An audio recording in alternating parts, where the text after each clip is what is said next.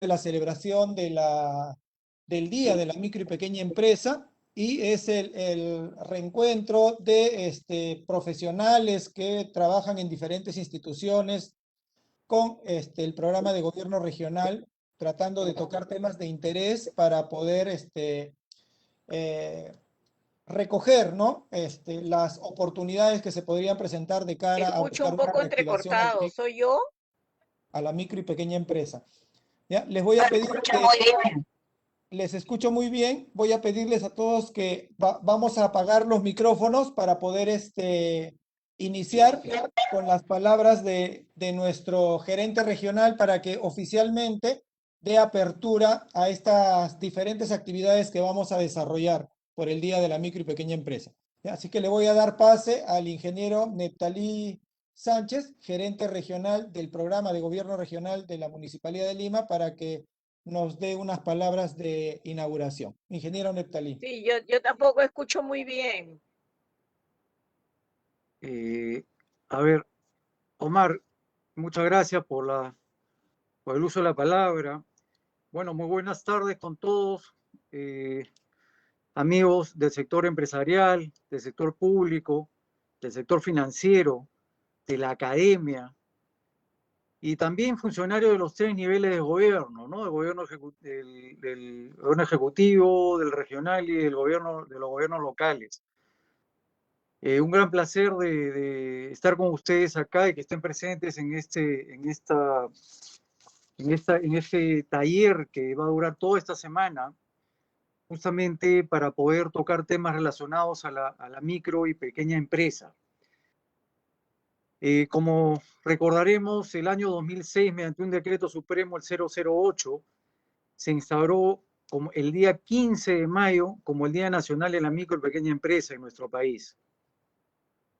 Justamente para valorar el trabajo que se hace en este nivel, importantísimo, considerando que las micro y pequeñas empresas representan más del 99% del total de las empresas del país.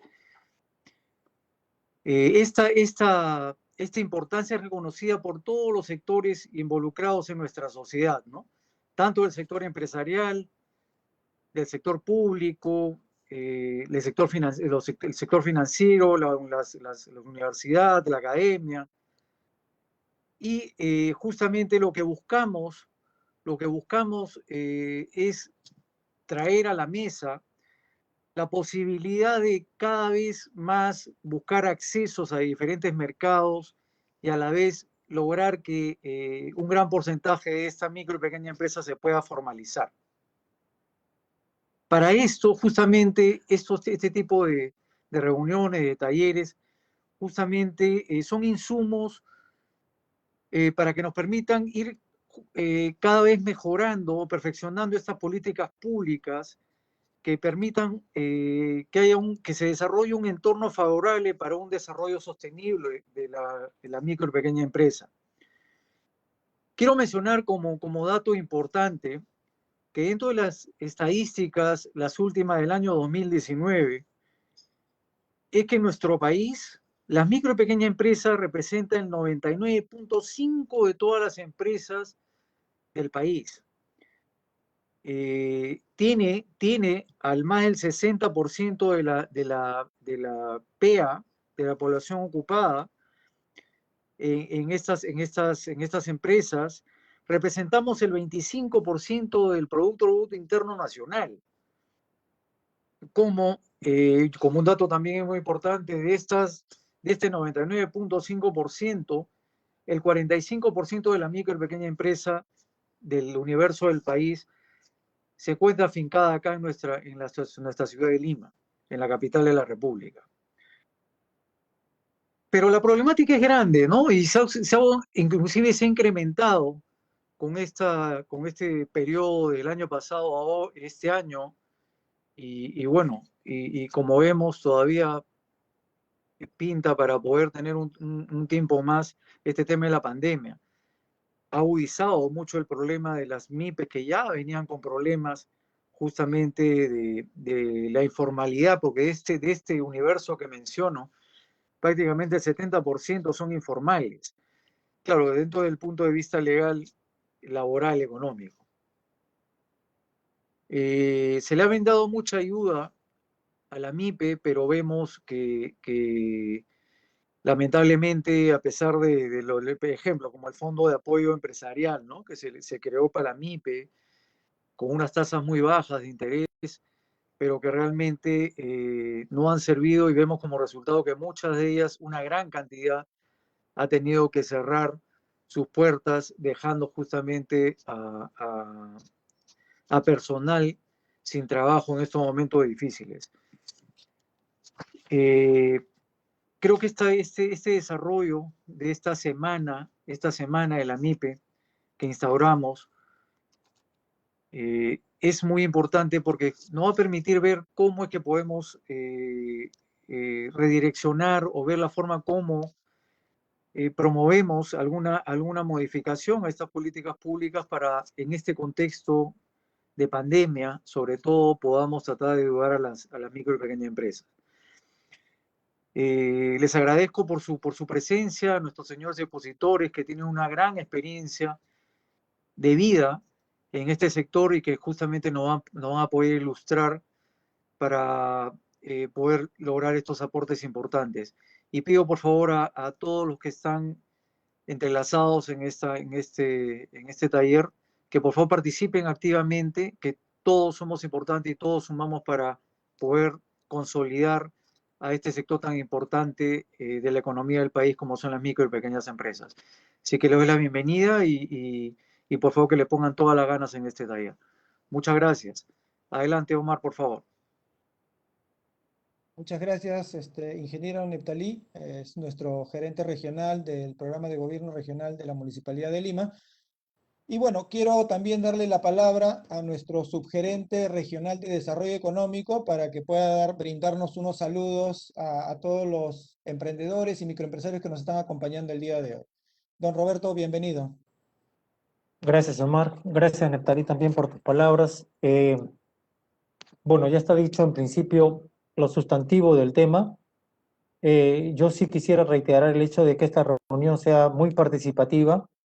Tenemos unos ponentes que son, la verdad, de primera línea, con una experiencia y un conocimiento que para esta semana de la MIPE es un placer y un lujo también tenerlos como expositores. Para ellos mi agradecimiento anticipado. Y también quiero mencionarles que el programa de gobierno regional está gestionando una resolución de alcaldía para que se pueda instaurar la semana de la MIPE precisamente en esta semana, en la segunda semana de mayo, que coincida con el día central, que es el 15. Esto lo tendremos mediante la gestión que pueda hacer nuestro gerente regional en los próximos días, firmado por el alcalde metropolitano, el doctor Muñoz, de tal manera que esto va a ser una buena noticia para todo el sector. Entonces, sin más, Omar, y sobre todo prestando mucha atención a la ponencia de esta tarde, te doy el pase. Muchísimas gracias y bienvenidos. Muchas gracias, don Roberto, por esas palabras. Y bueno, antes de empezar ya con con las ponencias, con los temas a tratar, quiero informar que esta actividad se está desarrollando en coordinación con la Municipalidad de Lima, que a través de su plataforma de Lima Innova vamos a ir transmitiendo en vivo los temas que se van a ir tratando, ¿ya? Y que vamos a grabar la participación para que podamos compartirlo también con todos los micro y pequeños empresarios que no pudieran conectarse el día de hoy. Muy bien, sin más preámbulo, voy a presentarles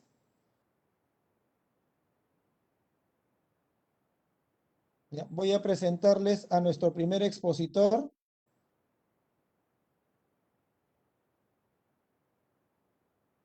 Ya.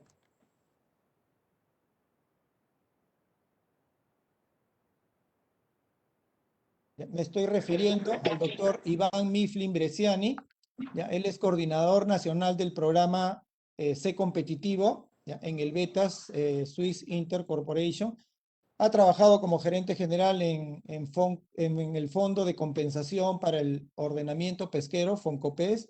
Ha trabajado también como director ejecutivo nacional en el Instituto Peruano de Acción Empresarial. Ha sido director ejecutivo en PROMPYME, una organización de apoyo a la micro y pequeña empresa. Y bueno, en fin, es consultor en diferentes temas empresariales.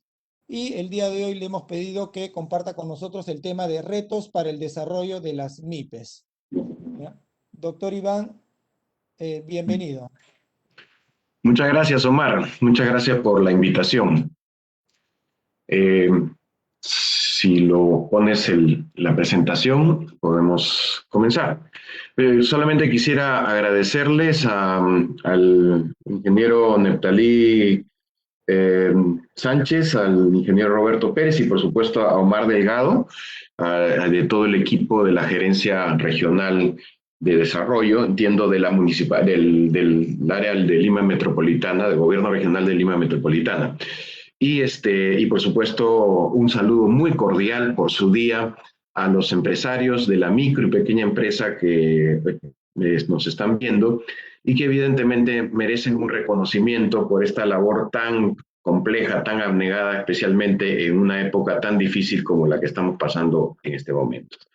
Entonces ahora quisiera abordar los retos al desarrollo de la MIPE y quisiera mostrar algunas cifras, algunos temas. Voy a dividir la presentación en 4 partes.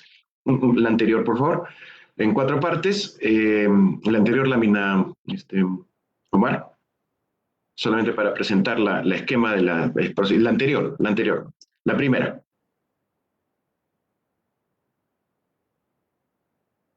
Sí. Bueno, la presentación tiene 4 partes, ¿no? Una primera está orientada a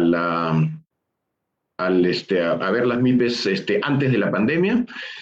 Luego ver el contexto e impacto de la pandemia en las MIPYMES y en toda la economía. Hay unos temas que quisiera compartir con ustedes. Los desafíos de las MIPYME y algunas políticas públicas recomendables para este sector tan importante de la economía del Perú. Entonces, sigamos ahora con la presentación, por favor.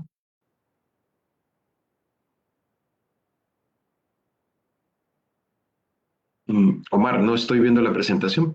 Si me permites, ¿puedes colgar la presentación? Un segundo, que tuve un pequeño cruce acá con la computadora.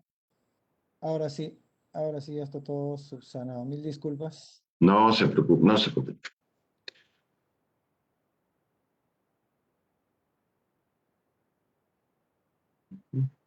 Ok, continuamos, por favor, doctor Iván.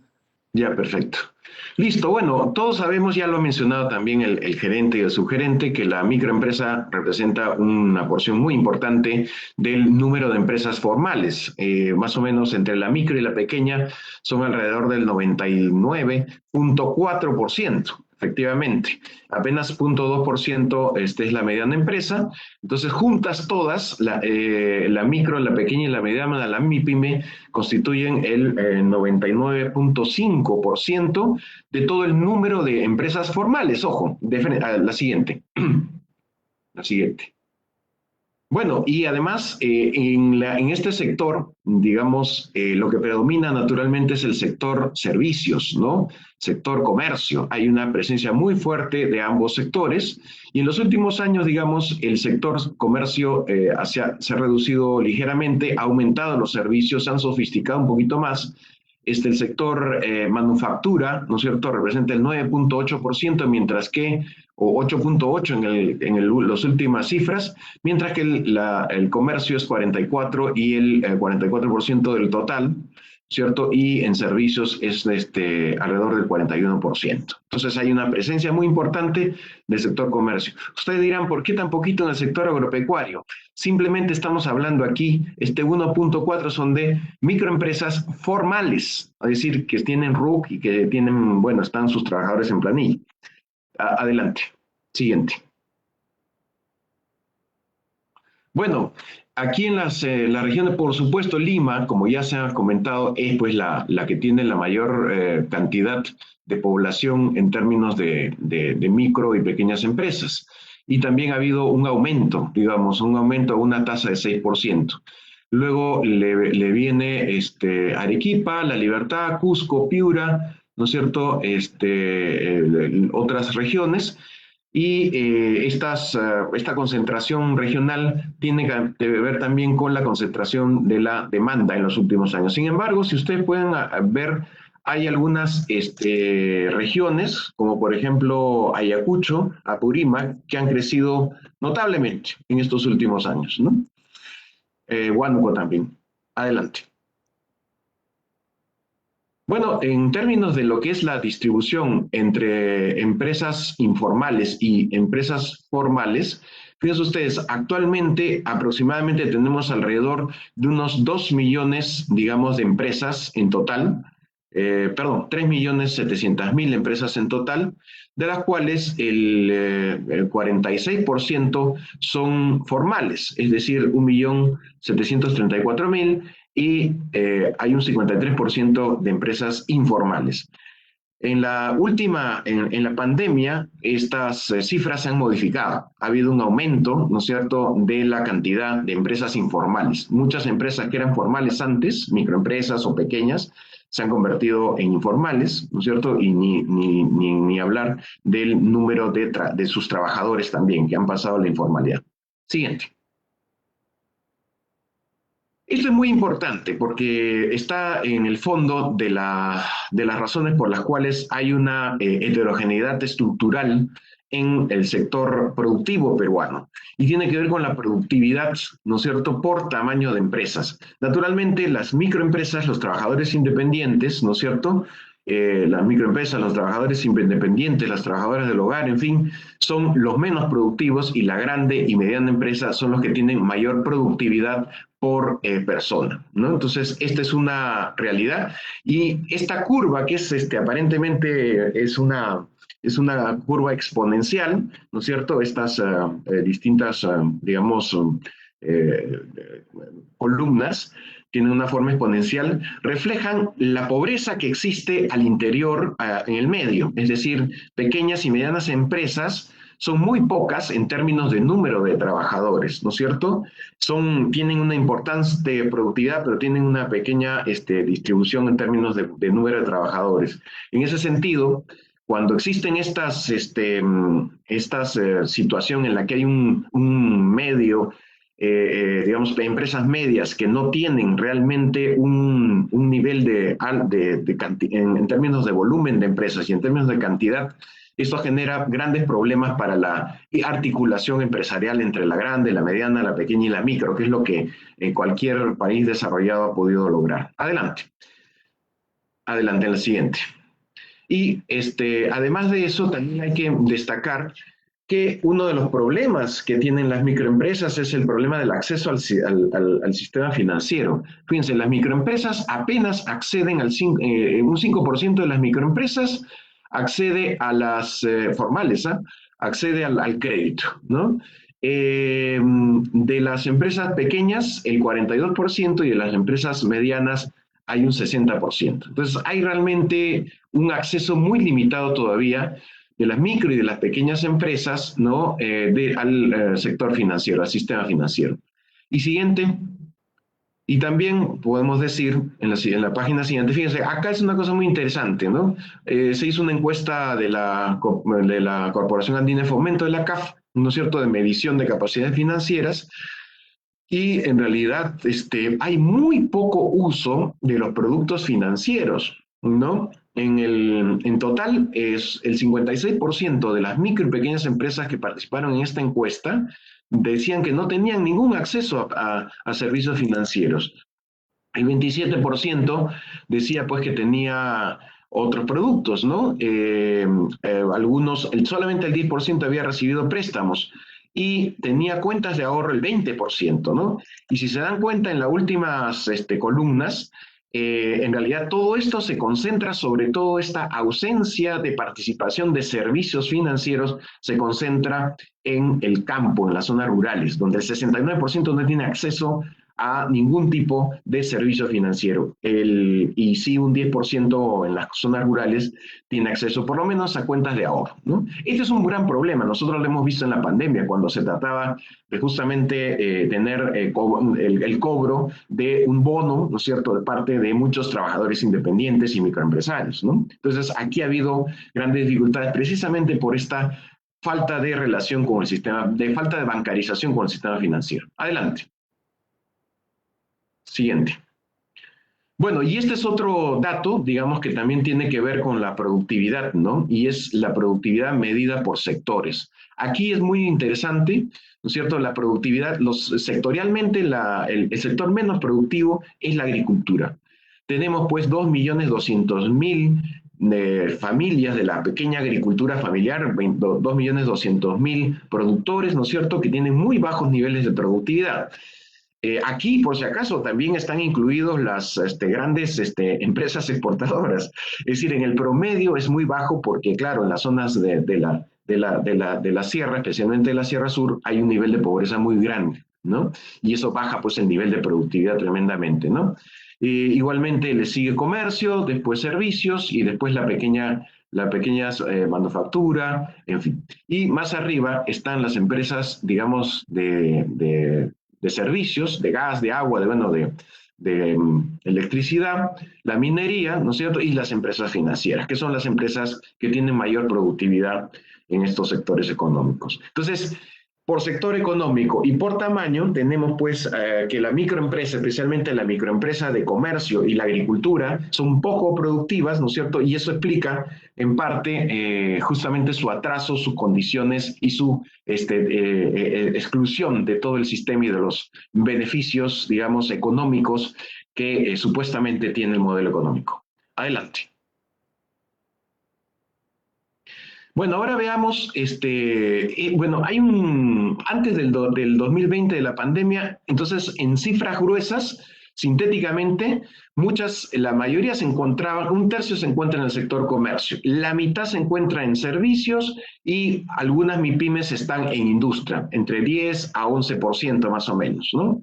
El 60% de las MIPYMES son informales, tal como ya se ha comentado. Digo, informales en términos de como empresa, ¿no?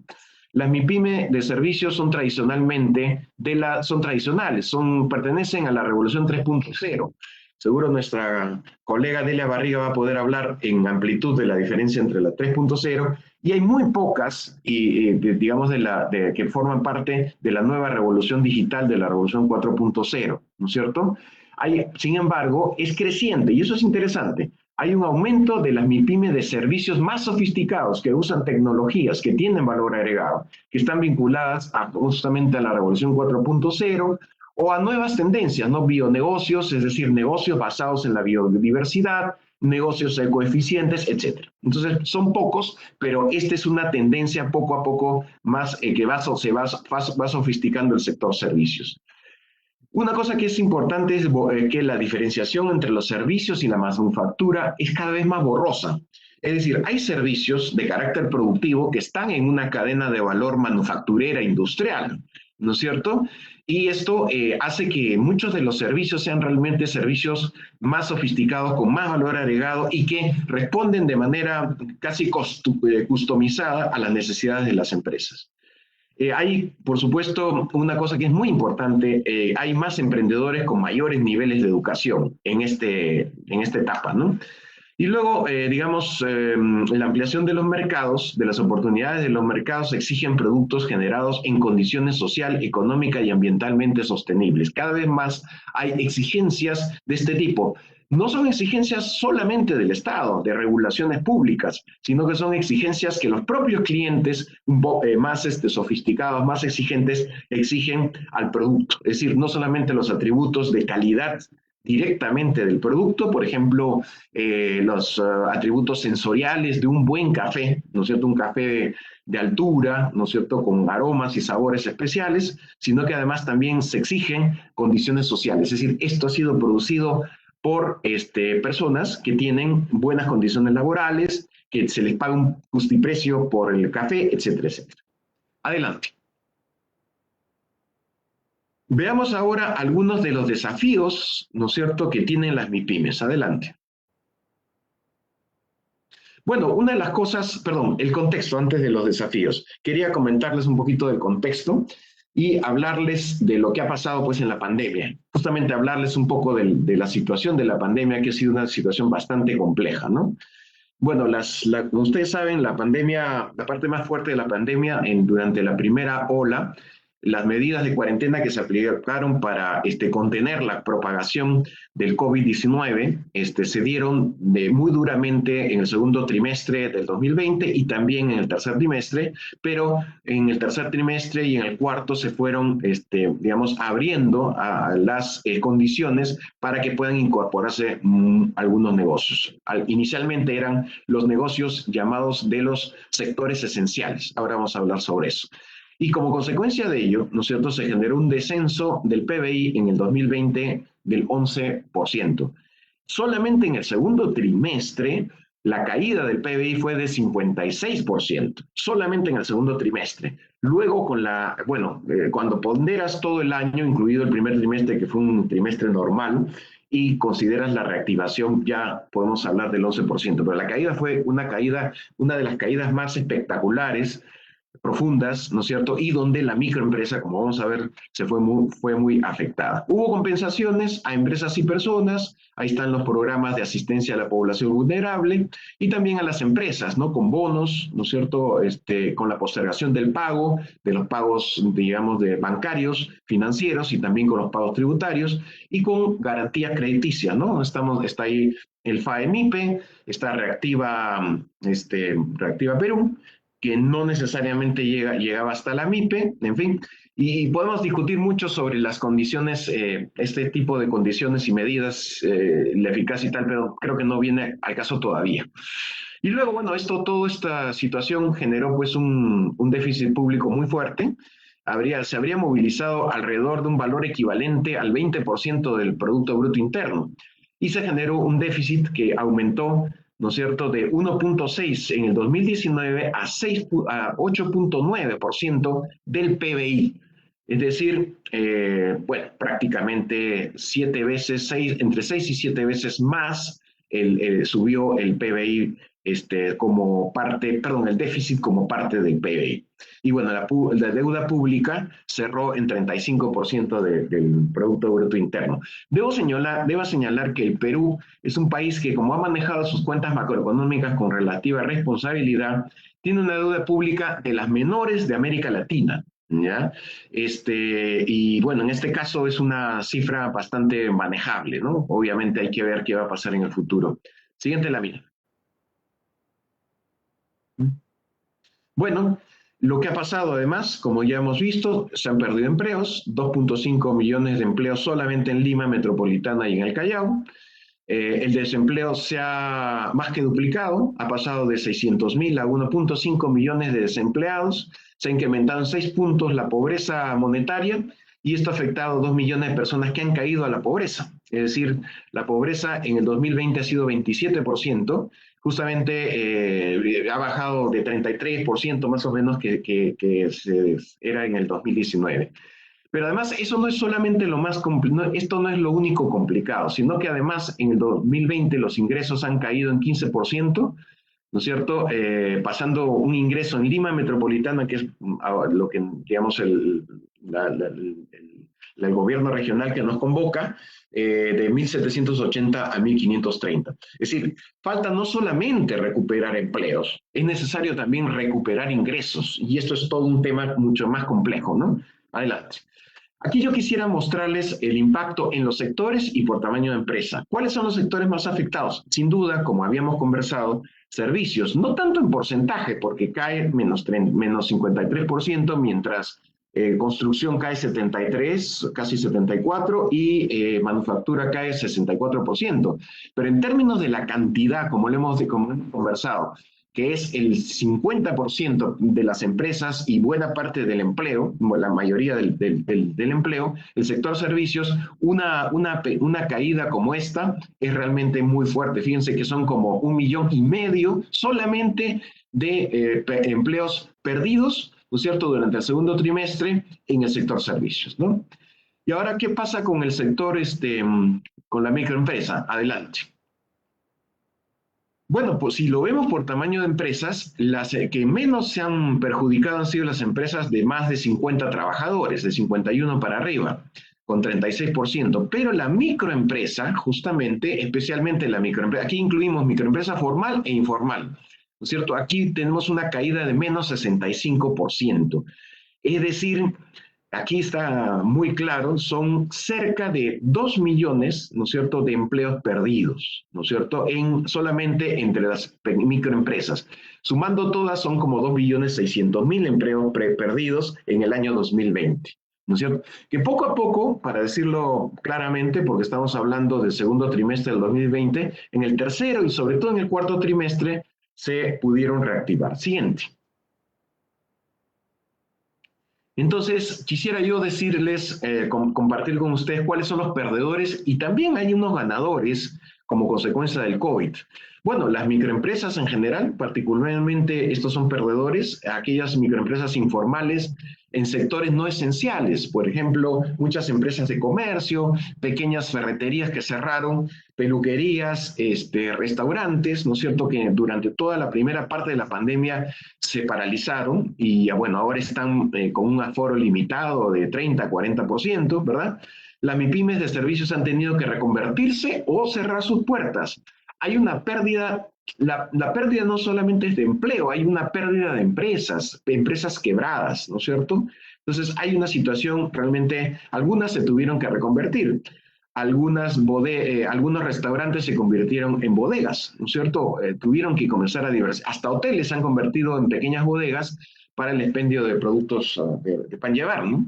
Las MIPYMES, ¿quiénes han sido también bien afectadas? Las MIPYMES lideradas por mujeres y en general el empleo de las mujeres cayó porque como consecuencia de la virtualización de la educación y también, digamos, por esta clásica división pues de género donde la mujer tiene un papel clave en el cuidado, en lo que llaman la economía del cuidado de los niños, también de los enfermos, en fin, y también en este caso se le agregan funciones de educación a los niños, ¿no? Entonces, muchas de las emprendedoras han tenido que salir de su trabajo como emprendedoras o su trabajo como microempresarias en el comercio ambulatorio o en los servicios, ¿no es cierto? Y han tenido que irse al hogar y diversificar las formas en que se obtenían los ingresos, ¿no?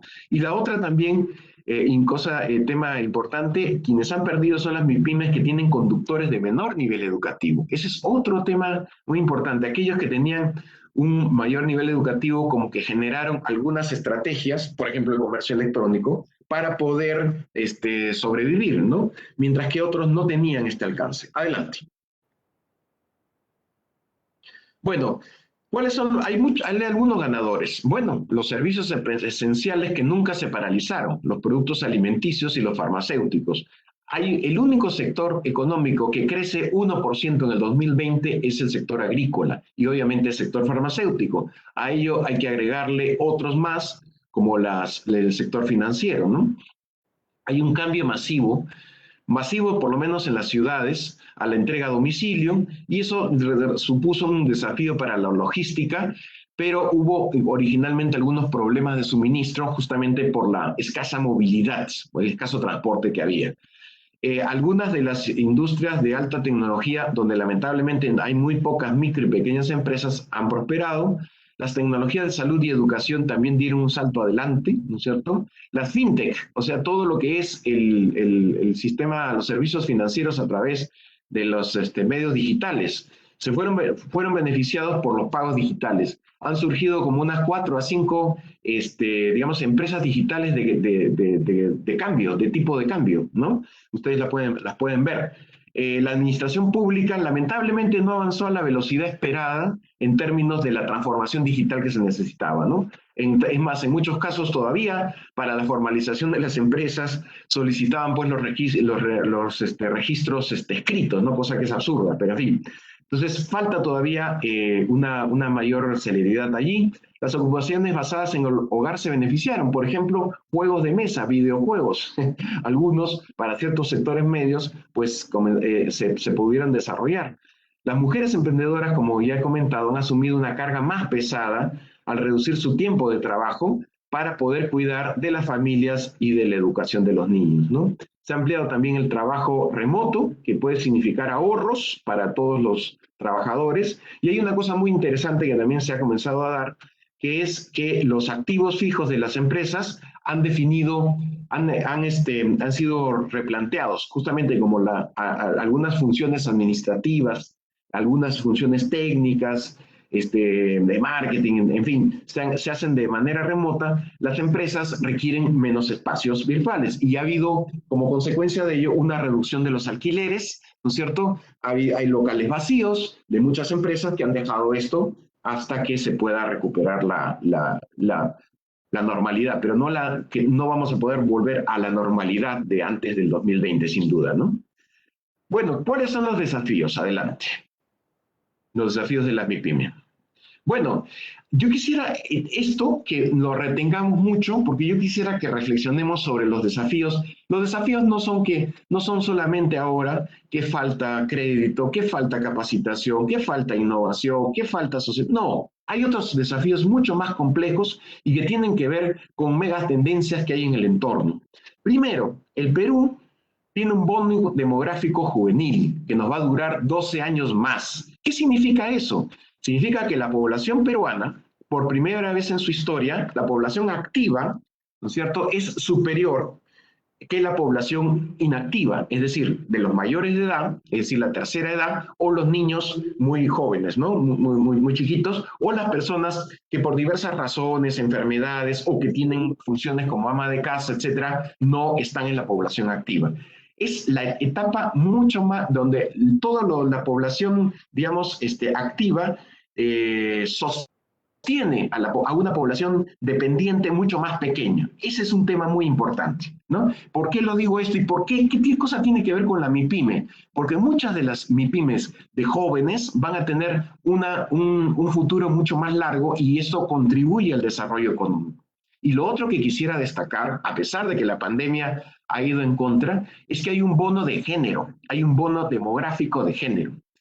¿Qué cosa significa? Ha habido hasta la pandemia, ¿no es cierto? Hay una irrupción de la mujer en el mercado laboral muy importante, ¿no es cierto? Nos decían hace poco que no solamente es una mujer que trabaja en oficios más, digamos, menos complejos, ¿no? Por ejemplo, comercio ambulatorio, servicios, en fin, que requieren poco desarrollo de capacidades y pocas calificaciones, y poca inversión también, sino que hay una presencia de la mujer en oficios y en profesiones más calificadas, e incluso de cada 3 posgrados, 2 son mujeres, ¿no es cierto? De cada 3 posgraduados, 2 son mujeres. Entonces hay una irrupción muy importante que se ha detenido, ¿no es cierto?, por la tendencia de la pandemia y por la sociedad, quiero decirlo con todas sus letras, machista, que confina a la mujer al espacio del hogar, ¿no?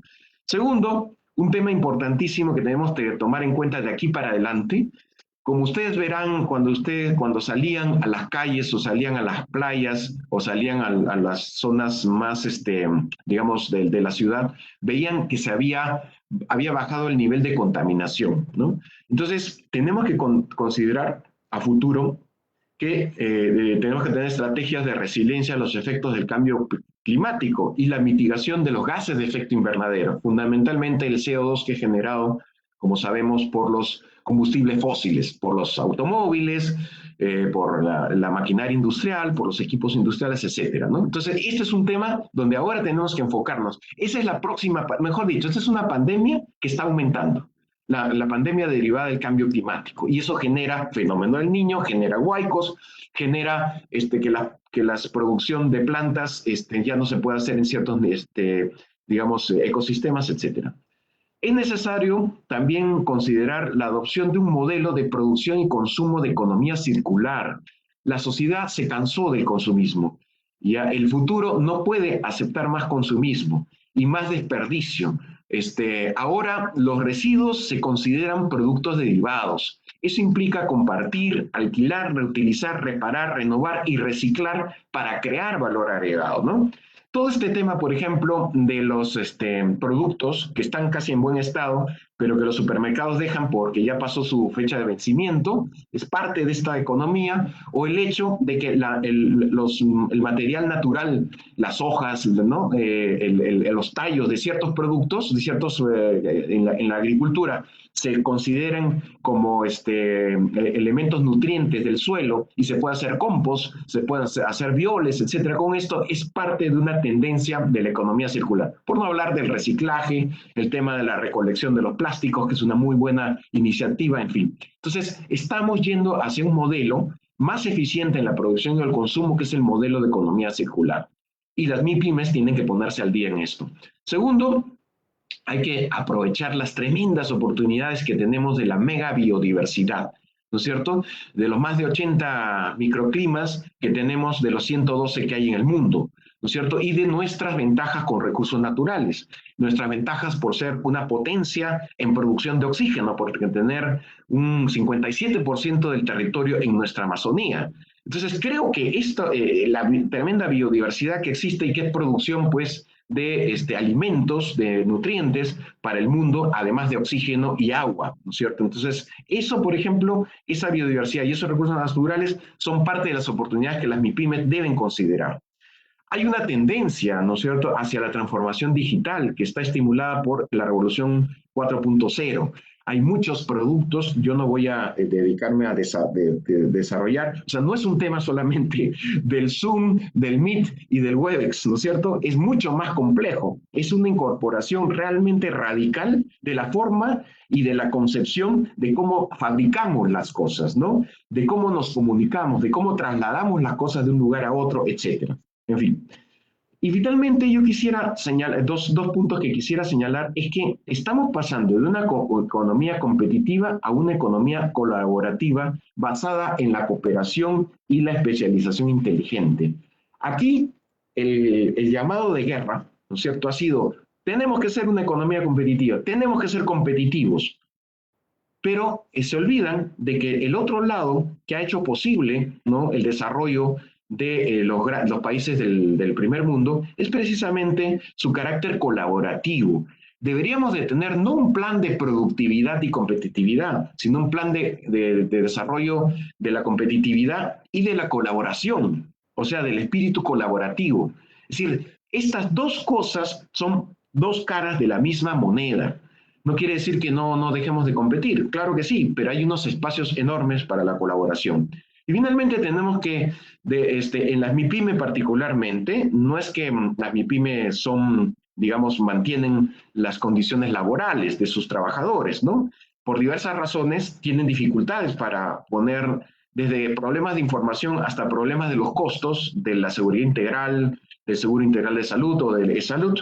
Eso impide que los trabajadores puedan acceder a servicios de protección social mínimos como de salud y mucho menos, pues, de los servicios de la pensión de jubilación, ¿no? Por la vejez. Entonces, la verdad que tenemos que plantear que las MIPYME realmente comiencen a pasar no solamente como empresas y que pagan sus impuestos y tal, sino como sus trabajadores pasan también a la economía formal y se transforman tienen los derechos de la protección social que tienen todos los trabajadores formales, ¿no? Adelante. Entonces, estos son temas para considerarlos en las micro y pequeñas empresas. Ahora, yo quisiera hacer un repaso rápido sobre las políticas. ¿Dónde está la institucionalidad para las MIPYMES, estas nuevas MIPYMES, en este nuevo contexto, en esta nueva normalidad? ¿Dónde está? ¿Dónde están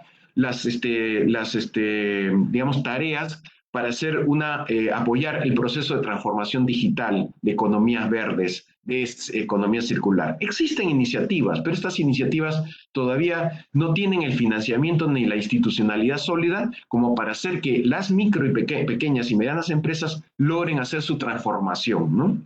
Las instancias públicas generalmente, y lo digo con toda franqueza, tienen una representación de las MIPYME, pero están capturadas por gremios industriales. Hay muy poca presencia de los gremios de comercio y servicios, que son justamente los mayoritarios. El sector comercio y servicios está subrepresentado y no hay políticas e instrumentos específicos, siendo los sectores de comercio y servicios los mayoritarios en términos de empresas, de empleo y también de producción, aunque les parezca sorprendente, digamos, ¿no? Entonces, yo creo que ahí hay un tema importante. Y, por supuesto, hay que también valorizar al sector agrícola, que genera el 25% de los empleos de nuestro país. Una cosa que yo quisiera subrayar es que nos hemos olvidado desde hace ya una década de las políticas para la microempresa. Parece que no, que el diseño de políticas fuera para la pequeña, para la mediana, para la grande, pero no para las microempresas, para superar su informalidad, para mejorar su productividad laboral. Han desaparecido las políticas para fomentar la cooperación y la articulación empresarial. Esto es un tema muy importante. La pandemia ha demostrado que la acción colectiva es lo que permite que las empresas sigan adelante y no solamente las personas en sus ollas comunes y sus comedores populares. Es también, hubiera sido más importante que se desarrollen acciones de articulación. Hay unos buenos ejemplos de cómo cooperan y articulan, por ejemplo, las cooperativas de banano en el norte, de cacao en San Martín, en fin. Sin embargo, no existen políticas sólidas con financiamiento, con institucionalidad para fomentar la asociatividad.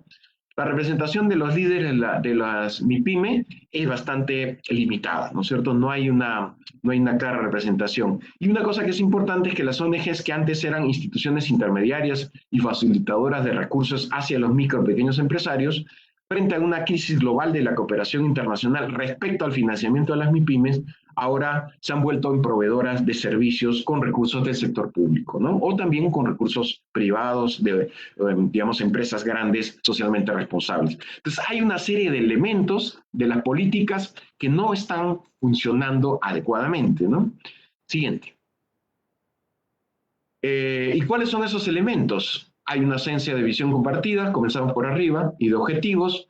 Hay una incomprensión del rol subsidiario del Estado, hay una confusión entre el rol normativo y el de promoción, ¿no es cierto? Hay una discontinuidad de las políticas. Viene un nuevo gobierno, un nuevo ministro, cambian las políticas, cambian los instrumentos. No hay una especie de acuerdo de largo plazo, puede haber el acuerdo nacional, pero no hay un acuerdo de largo plazo sobre los instrumentos que tiene que tener el Estado. Sin embargo, lo bueno es que existen cosas como Innovate Perú, como el ITP, etcétera, que ya se vienen consolidando y sosteniendo, pero debería de haber más continuidad en los tipos de políticas. Hay una escasa división del trabajo y especialización. Hay una cosa que es muy importante. Nos hemos olvidado de la cultura de la evaluación.